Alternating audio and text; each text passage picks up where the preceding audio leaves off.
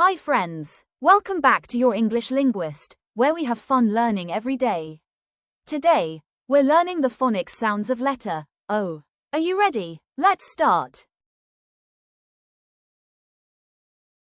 The letter O has 5 primary phonics sounds. 1. Short O. 2. Long O. 3. O as U. 4. O as I or schwa. 5. R-controlled O. 1. Short O. Here O makes a short sound. It sounds O as in hot, pot, dog.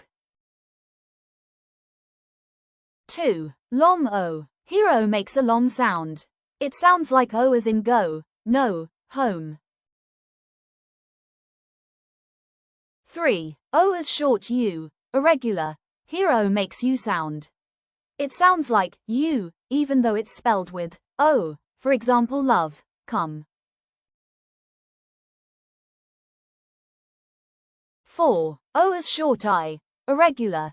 Here O sounds like I. It sounds like I, even though it's spelled with O. For example, women. 5. R-controlled O. Bossy R. Here the R controls the sound of O. It sounds like O as in word, work.